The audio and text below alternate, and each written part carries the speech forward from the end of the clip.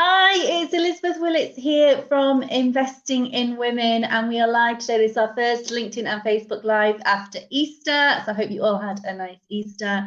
I'm live today on Facebook and on LinkedIn with Martin Drake from Hired People. He's a recruitment owner, specialises in HR and marketing recruitment, and we're going to be talking today all about how to become the employer of choice in your industry in such a candidate-driven market. So thank you for joining us as everyone's logging on and starting to listen. If you can let us know if you can hear us all okay, give us a like or an emoji, that would be fab. But it's Elizabeth Willits from Investing in Women. We're live on Facebook and on LinkedIn, and I'm with Martin Drake, who is the recruitment owner of the recruitment agency Hire People. I like that. Give us a like or an emoji. That's it. Yeah. The modern world, isn't it? Give us an emoji. I like that, yeah. And I didn't know how to do an emoji. I always have to keep Googling how to do an emoji on a keyboard because it seems to change depending upon what keyboard you're on. But I don't think I anyway. know how to do an emoji on a keyboard. I just do colon and smile and bracket for a smiley face. That's the only one I know. That might be easier than me, but yeah. So if people don't know you as they're logging on, so you founded Hire People. When did you found it? 3 months before COVID, so January 2020. What a Yeah. time to start a business, especially recruitment business. Yeah. So were you Yeah. busy for a couple of months and then what did it start? No.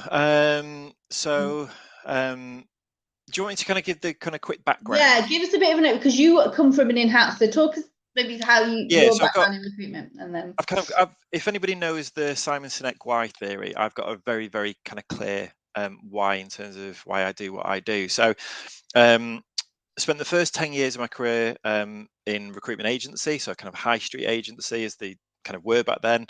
Then I went to an internal recruitment role, and then after 6 months, I was given the opportunity to move over into HR. okay. So I worked as a HR business partner for the next 5 years. Got my level 7 qualification.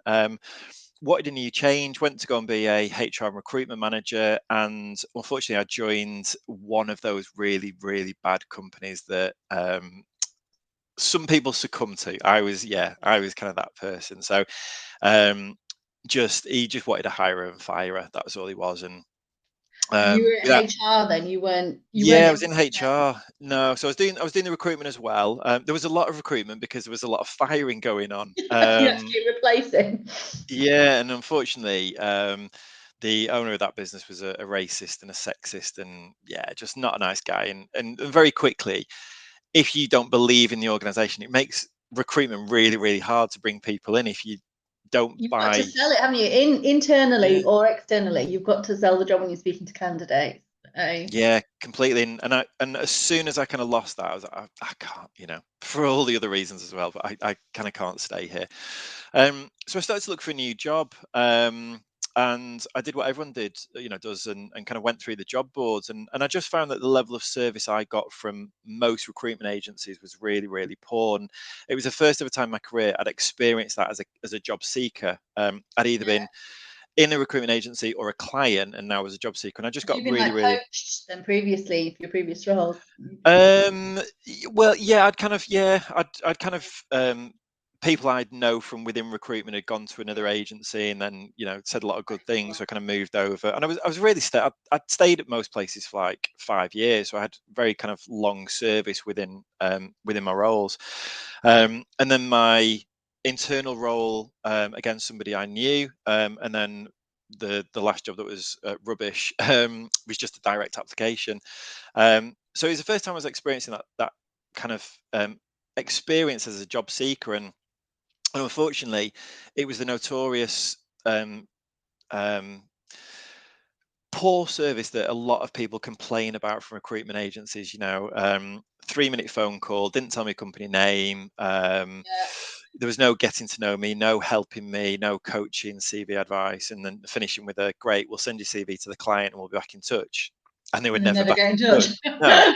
And I'd ring, I'd leave voicemails, I'd send emails, I'd do everything I could just for an update because I was in a really like rubbish situation. I wanted to get out of it. Yeah. And at the point that I didn't get a single response back from any emails, and I'm talking multiple, I'm not talking one or two. That was the point for me. I was like, something's changed here. This isn't the way I used to do recruitment. What's happened in the break that I've had?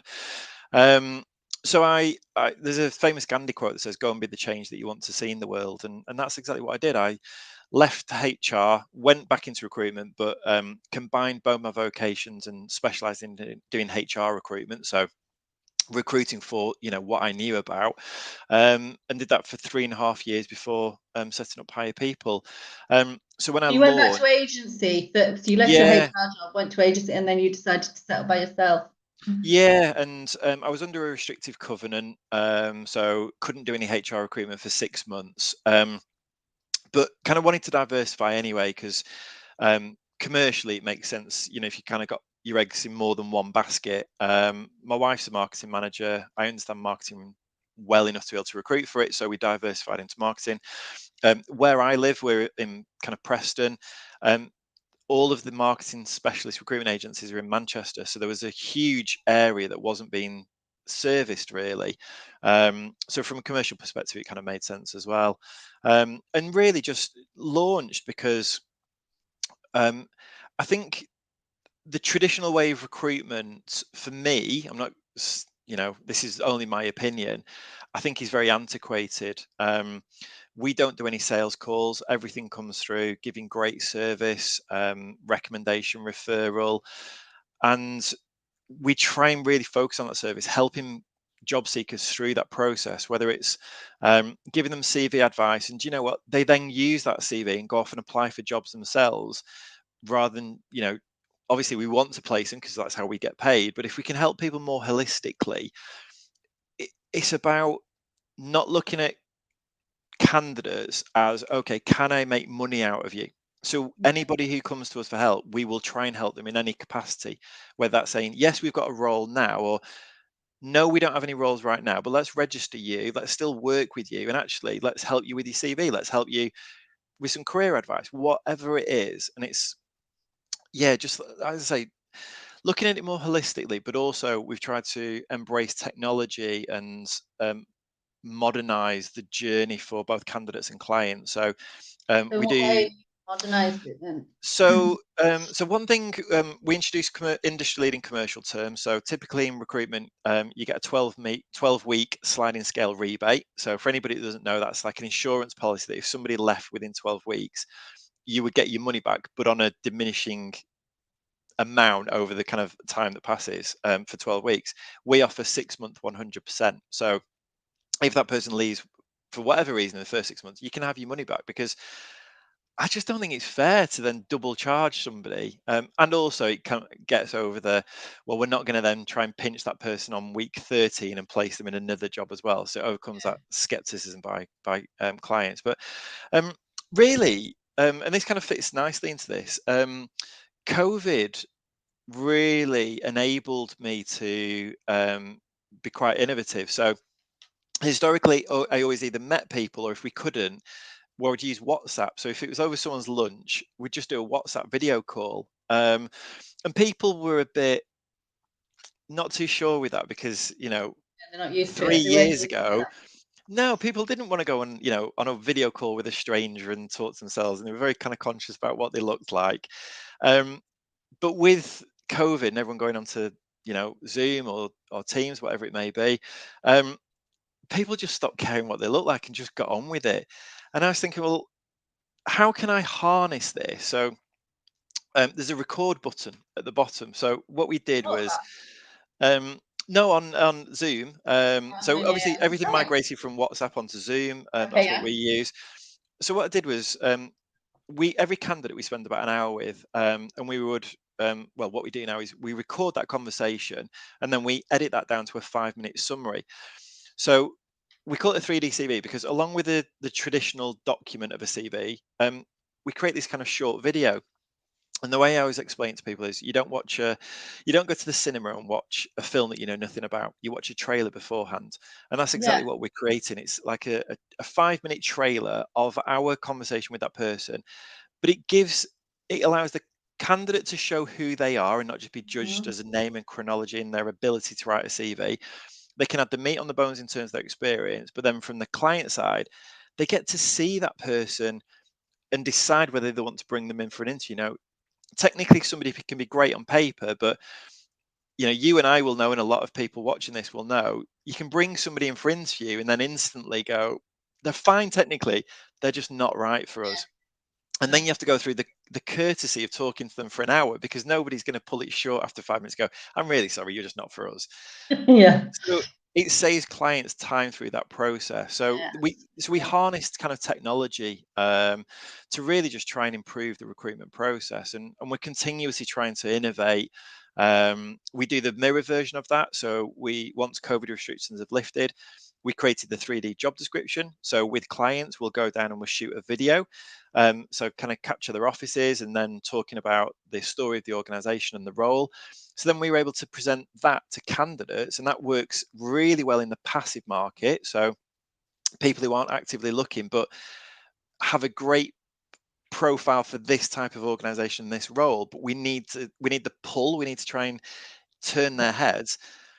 A lot of people their heads aren't turned. If you send them a job description, they're not going to read it. They need something that's going to kind of create a bit of excitement. So the video of the organization and the hiring manager talking about the role and how it fits in works really, really well in that regard. So it's just about trying to use technology in the modern era.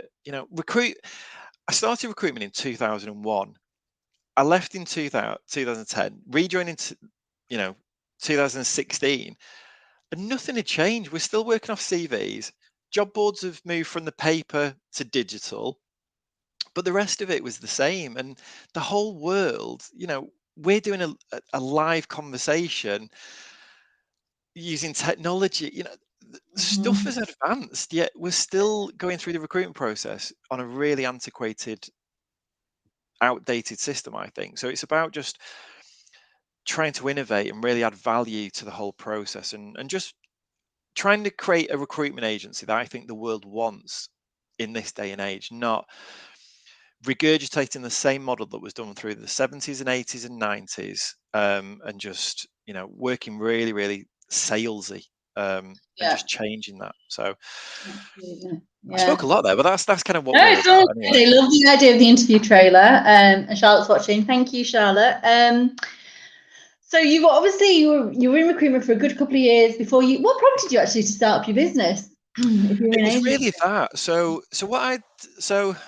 when I rejoined recruitment in 2016, I don't know what spearheaded this, but I was very active on LinkedIn, and I'd seen the growth. I kind of signed on to LinkedIn in 2008, so when it kind of first launched, but I didn't really I don't think a lot of people used it back I then. remember everyone said, look, your manager came. Everyone's got a lot registered on Yeah, LinkedIn. We all did. Never did anything. yeah. And then what do you do with it? Nothing. And then when I rejoined in 2016, I just kind of harnessed it more. I started to post more, engagement, just and offer advice really. So as I was meeting candidates, I was hearing the same situation. I was offering the same sort of career advice. So I was just turning that into posts.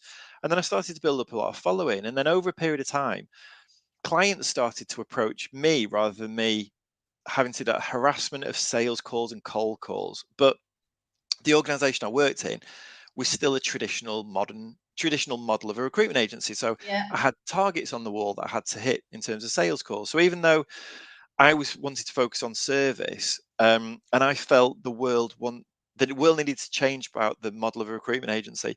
I worked for somebody else who had a different kind of opinion about that. So the only way I could create what I wanted to was by setting up by myself. So that was the kind of the driver behind it, really. Just having that freedom and autonomy to create something that you think or you believe that the world wants. Yeah. So we're talking now, it's such a candidate-driven market at the moment, as we all know. There's so many more, there's record numbers of job vacancies, and a lot of companies are really struggling to hire. But what was it generally like so what did a recruitment process tend to look like pre-pandemic? And candidate job demand, how was that balanced? There's probably a degree of rose-tinted glasses with this, but I've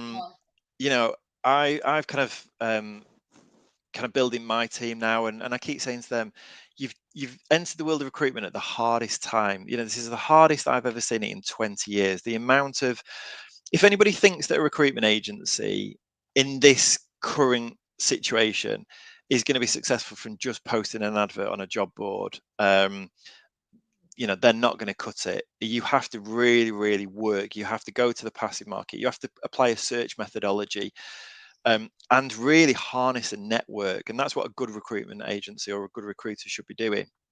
So in the past, yeah, you would, as a specialist, you would build up your network of, for me, it was just HR then, get to know people. But, if you placed an advert, you could easily have a shortlist generated in kind of 24, 48 hours, set your meetings up, validate those people, and get your shortlist across to the client within a couple of days.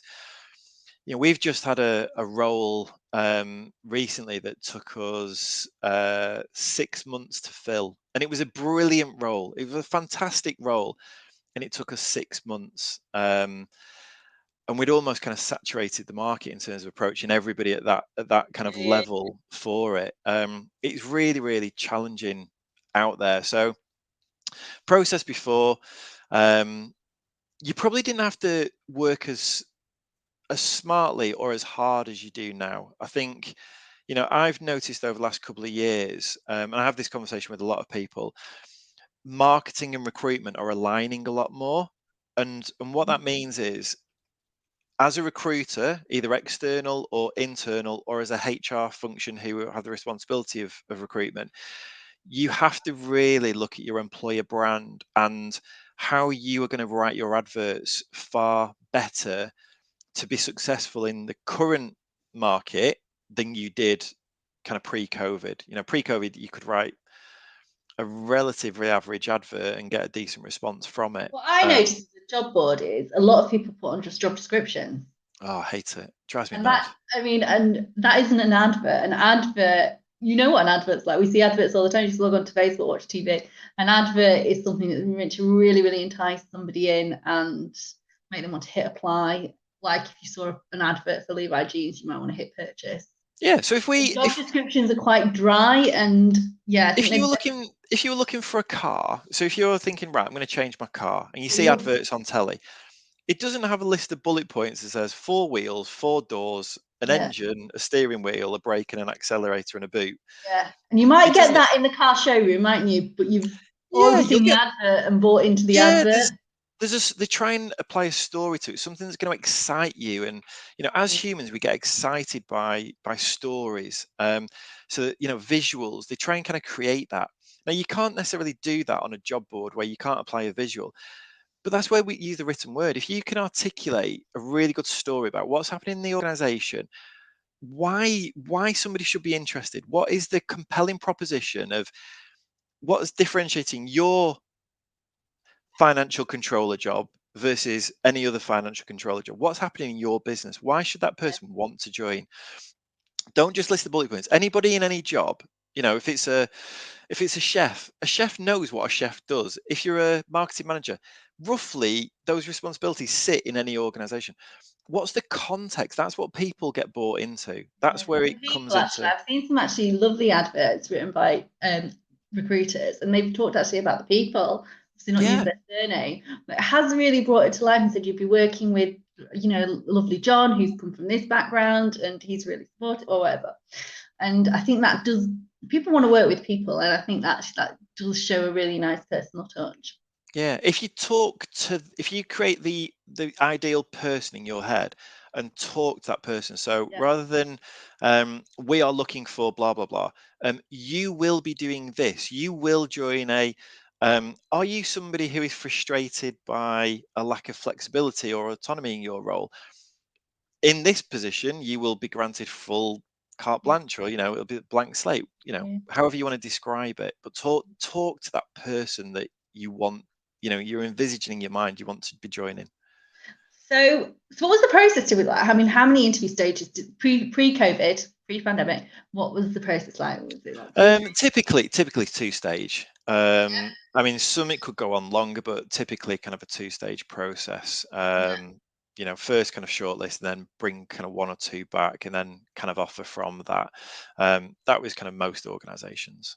And were employees getting back quite quickly pre-COVID? Yeah, you'd always get the odd one where it's, it's a protracted process and they're just not aware of timescales. But you know what? It kind of didn't matter that much back then either. You'd get frustrated by it, but the risks weren't as high, I would say, back then, because if that if one person wouldn't have as many offers as they would in the current climate right now. So generally, people were kind of going through various interviews, but you wouldn't have so much of a risk around any one candidate. So the process could take a little bit longer. And it was frustrating at times, but it was kind of okay. It's very, very different now. Very different. Okay, so what happened then during the pandemic? I mean, I was made redundant in the pandemic, so and a load of people obviously found themselves without a job at that time as well. There was loads of green open to work banners, which I don't Yeah. see as much now on LinkedIn. So No, and what do you know happened? what? Was it an influx of candidates? Yeah, and just on that point, I think that was such a good tool that LinkedIn created, and people who still adopt it right now, I think it works really, really well for them. There was Yeah, a lot of embarrassment by people about putting that logo on, and I don't know why, because it was through no fault of their own that they found themselves in the situation they did. And I would advocate to anybody, if you find yourself made redundant or out of work for whatever reason, still put that hashtag banner on, open to work on there, because it really stands out for anybody as a recruiter or a HR person kind of going through there. It makes you stand out, and I always gravitate toward those people straight away, I do because as a recruiter. I've had jobs where they needed somebody, somebody was leaving, they needed someone, and they were like, we need someone that's immediately available. So instantly yeah. I'm looking for those people that have those green open to work banners. Yeah, so definitely, if you find yourself in a situation, put them out there. Yeah, there was a huge spike in people being made redundant from first lockdown. I'd say through until about September time. So what's that? September 20. I lose track with like the years over the last 2 years. Yeah, It's so feels about like six 1 year. months. Yeah, probably about 6 months. And then the job market was fairly quiet. And then really, I'd say from September, October 2020, really gained a lot of kind of traction and a lot of pace with it. And it hasn't slowed down since then um, in my experience. What has been notably different, I think you could probably kind of graph it, where you could say, candidates on the market kind of diminishing, Yeah, getting their jobs job. kind of going the absolute other way. And I kind of probably would have said that happened probably around about kind of Christmas time 2020, where there suddenly seems to be a lot more jobs than people looking. And it's just continued that way ever since. And Yeah, I and that suppose that people would have found the job that got made redundant in that first lockdown. You had the perfect storm because you had obviously lockdown and then we had Brexit. So yeah. you don't have those candidates. No, no, that's what I mean. If you kind of picture that Two graph big of things, wasn't it? Mm. candidates coming onto the market and jobs coming on, you got to an X point in the middle where all of the people who kind of were looking found a job, and then we just ended up with more. I'm losing my fingers. Yeah. More jobs and less candidates, Yeah. and this kind of just disparity kind of between the two. So what are you seeing now? You're seeing how many offers do candidates typically have at the moment now then? I keep anybody who enters the market. There's still a lot of candidates who are quite kind of naive to this, and I've had two people in the last week who've been made redundant, and I've said to them, first thing, do not panic. Now is the best time. I can't guarantee that you will get a job, but I would like to, if we're doing £1 million drop, I would be putting a hell of a lot of money on the fact that I would think you would get a job versus not get a job. It's a really, really great time for candidates. And typically multiple offers on the table, two, three, four, seven, eight. I've seen in some scenarios people kind of getting that many I offers had a girl through. with 8 job offers. She was in tech. 8 job offers. Yeah, That's yeah, mental. it's crazy. I've never To known think that. to think of a world where you can go through the process of 8 interviews and get so many of them kind of all saying, yes, we want to offer you a job. And are people getting big uplifts on previous salaries? Mm. Yeah, that's I keep talking to quite a few people about this, about this. It can't be sustainable. We certainly see in the profile of a recruiter, whether that's agency recruiter or in-house, that has skyrocketed. That has really gone through the roof, because everyone's got vacancies to fill and they need candidates for them. So they're just investing more in, well, we'll get a recruiter to fill those roles. We'll pay them more because we're bringing another recruiter because we've got so many roles. We can't function as a business if we don't have the people to do what we need to do. So by hook or by crook, we need to get those roles filled. But every organization's in the same position. What I was going to say, so what's right? So candidates, it always happens, isn't it? It's unfortunately some businesses go under, and then candidates are made redundant. So you're getting candidates that are being made redundant. Where else are candidates leaving secure jobs at the moment? What is prompting candidates to look for another role? So I've tried to kind of theorize about this a lot over the last kind of 18 months, really, in terms of what has happened. Where have these people gone? So yes, Brexit happened, and we lost a lot of overseas workers. They had to go kind of back home, but a lot of those were in low pay, low skill roles. So um, fruit picking, agriculture, um, care work, production line, warehousing, logistics and distribution. But yet skilled technical professional roles have been impacted just as hard as those roles. So there's no discrimination here about any type of role, sector, geographical location. Every organization has been hit just as hard in terms of inability to fill the vacancies they've got. So I'm kind of thinking, well, why? Take Brexit out of this because it hasn't got that big a factor. So what I kind of came to was, right, what were the drivers of why people used to look for a job? One, location. I'm commuting an hour and I'm fed up of it. Yep. One, flexibility. I've got kids. I have to be in from 8:30 till 5:30. It just doesn't work for me. I need something either with more flexibility or closer to home or a combination. So salary, I'm not being paid as much as I think I'm worth. For career progression, there's no, I've hit the ceiling. My boss isn't leaving. Therefore, I'm going to have to go off and find something else. So because of COVID, numbers 1 and 2 kind of disappeared. So people weren't having to do commute as much because they're hybrid working or working from home. So that commute has kind of gone away.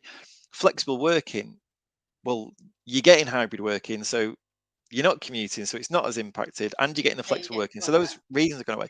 So really, the only two drivers now are salary and hits it, or I just I don't like. I don't like fun. I don't like. Well, I suppose actually, if you're not in the office, it doesn't matter, does it? If you don't like the person on the desk next to you.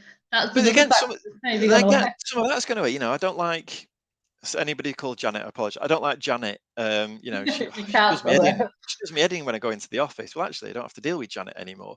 So to some degree, kind of that's gone away. So what we're looking at now are really a small percentage of the workforce who are saying, well, I'm not being paid what I think I'm worth, or chances who saying, well, I've heard that it's a candidate short market. Actually, I'm happy where I am, but I can go and get paid more if I just go and make myself kind of active on the job market, or I've hit the ceiling cap.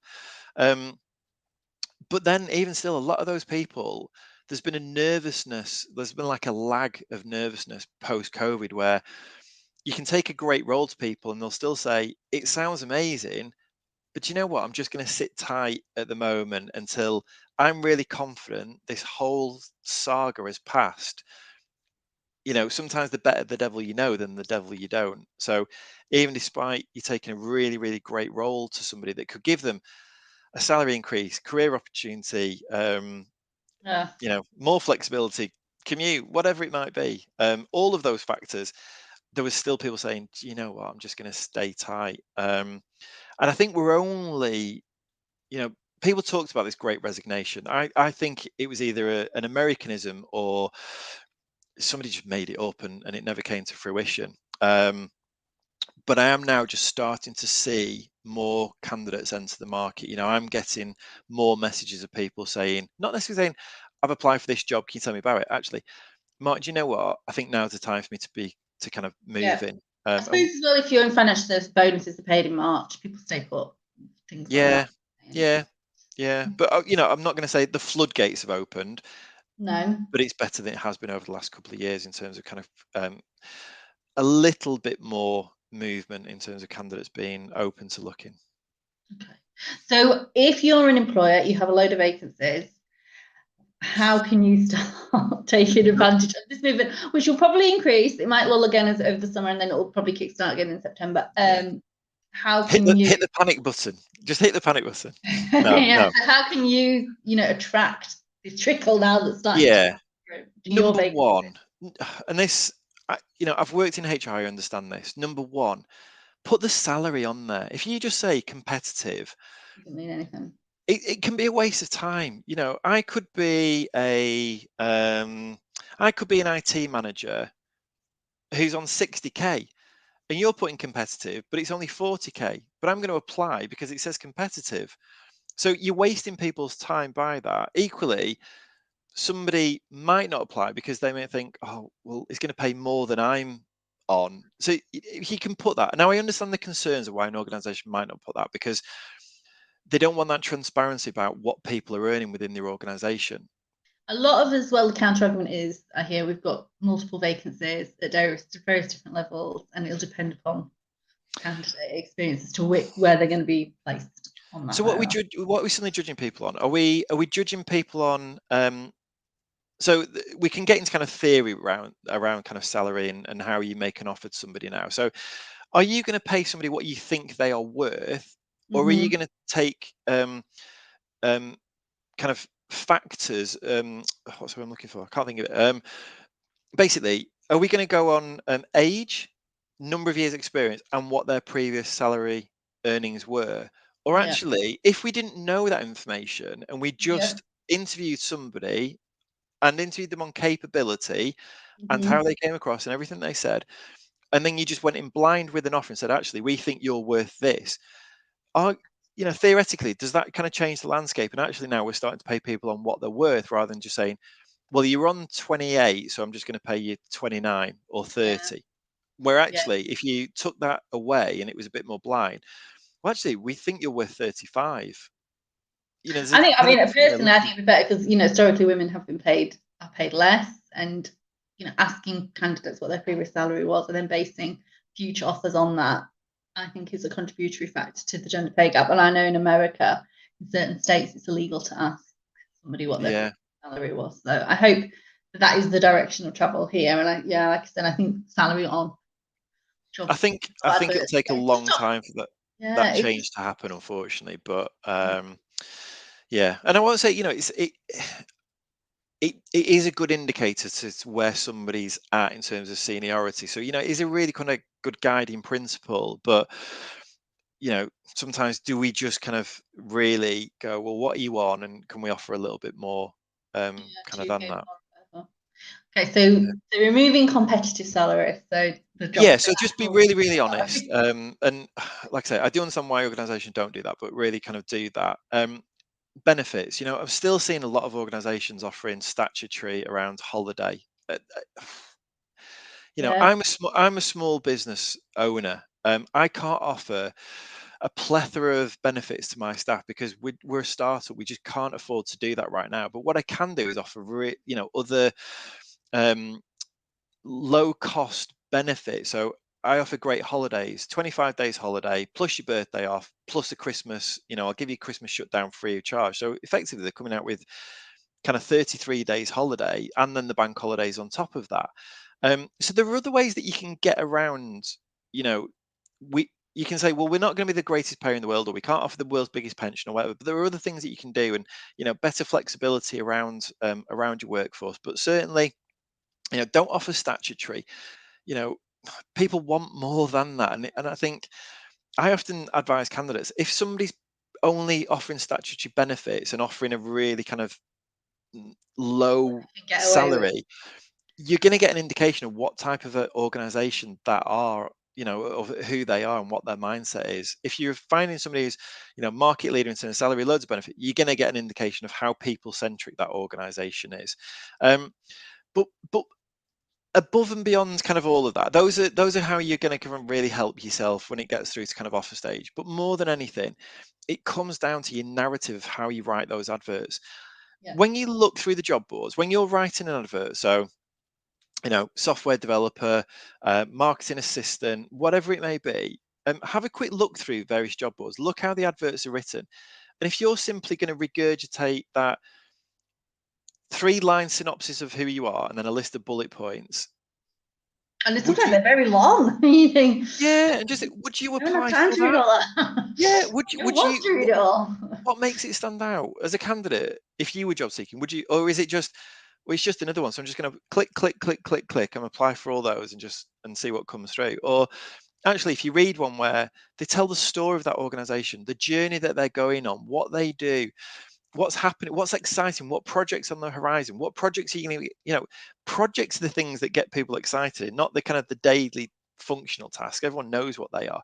What's the stuff that's going on in the organization that's really going to captivate me? And write it, as though you were brought that person in, you were describing it to them face to face. Put that as the starting point of your adverts. That is the biggest thing I could advocate to anybody right now that's going to make you stand out.